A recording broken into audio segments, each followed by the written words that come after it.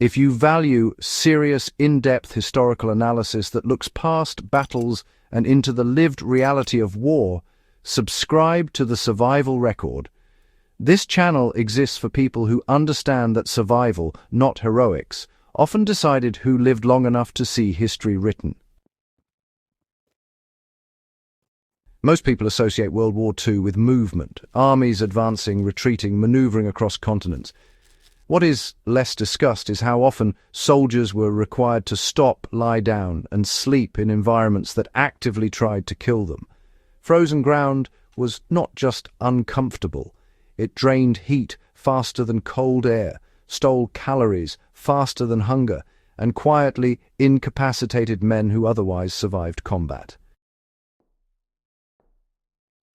The misconception is that winter warfare was primarily about clothing and weapons. In reality, the ability to sleep without freezing determined whether soldiers could fight at all the next day. Across every front where temperatures dropped below freezing, soldiers improvised methods to survive the night, often without official guidance, and those lessons shaped modern cold weather doctrine in ways rarely acknowledged.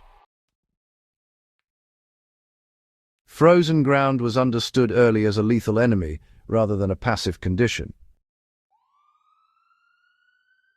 By the first winter of large-scale operations on the Eastern Front, German and Soviet medical officers were already documenting casualties from exposure that rivaled combat losses in certain units. Frozen earth conducts heat away from the body far more efficiently than cold air. Soldiers who lay directly on the ground lost core temperature even when wrapped in heavy coats. This forced a mental shift. Sleep was no longer rest, it was a calculated risk. Units that failed to account for this reality found themselves combat ineffective within days. Commanders who adapted learned that survival depended on separating the body from the ground by any means available. Using whatever could break contact with the earth became the first and most important rule. Standard issue gear rarely included adequate ground insulation early in the war. Soldiers learned to improvise.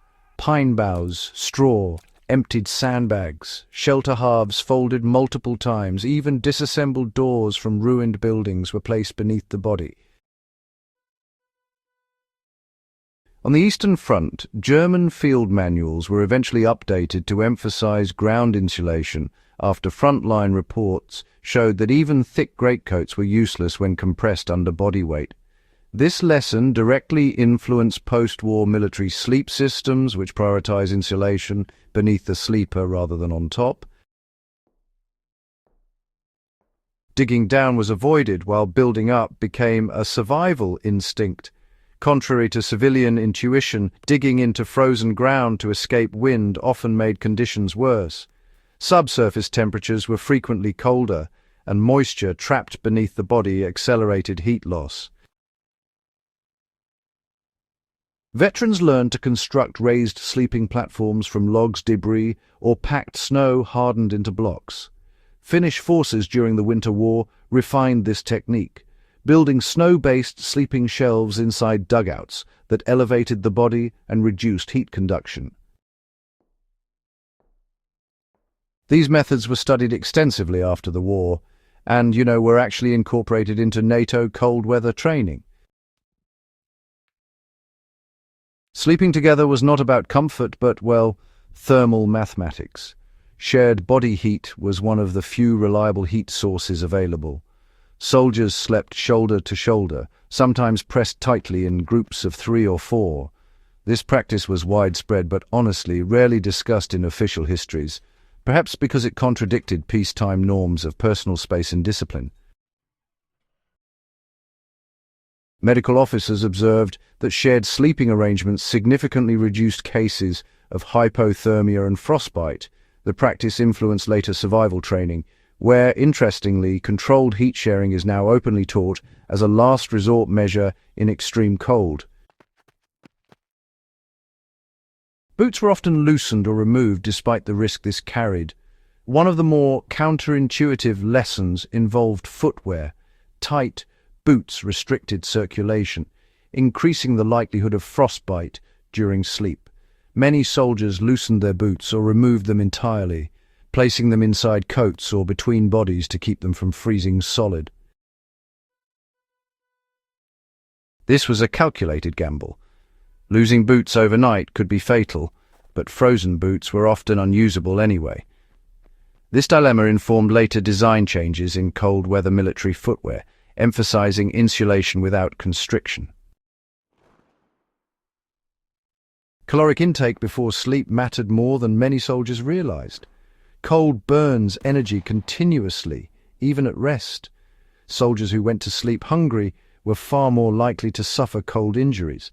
Veterans consistently reported prioritizing hot food or fatty rations before sleep whenever possible. German and Soviet rations both evolved mid-war to include higher fat content during the winter months.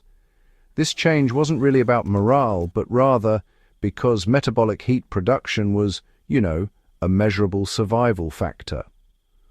Modern military survival doctrine still emphasizes eating before sleep in cold environments, a lesson that was honestly learned at immense human cost. Moisture management became just as important as insulation. Sweat, it was deadly. Soldiers learned to avoid overheating before sleep, even when they were completely exhausted. Damp clothing froze quickly once movement stopped. Many veterans described changing into dry garments before lying down, even if it meant enduring brief exposure. This practice ran counter to instinct, but it honestly proved life-saving. Post-war cold-weather training formalized this principle, teaching that, quite often, staying dry is more important than staying warm. Weapons and equipment were used as improvised structural support. Rifles, packs, ammunition boxes, and even artillery shells were stacked to create makeshift barriers between bodies and ground. This was not improvisation born of ignorance, but adaptation under pressure. Soldiers understood that anything creating airspace reduced heat loss. These field-expedient solutions influenced later emphasis on modular gear that can serve multiple functions, including shelter and insulation.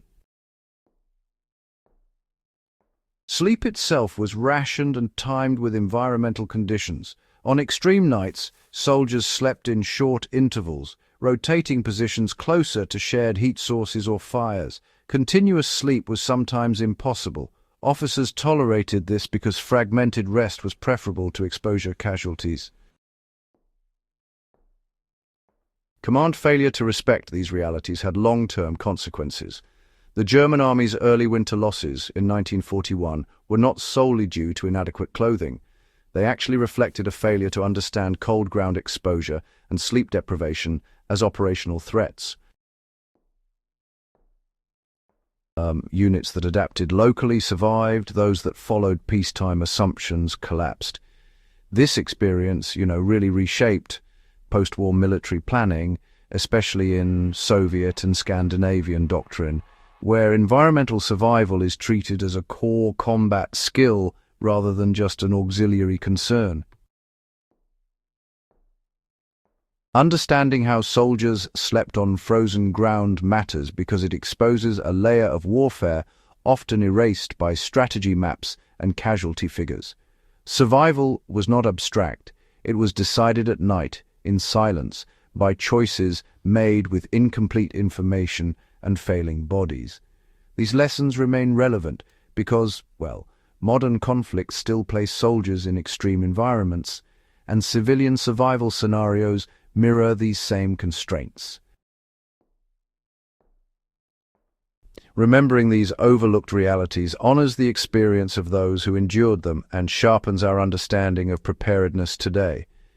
If you value this kind of grounded analytical history, do consider subscribing to the Survival Record and share this video with others who believe the small, unglamorous details of war are often the most important.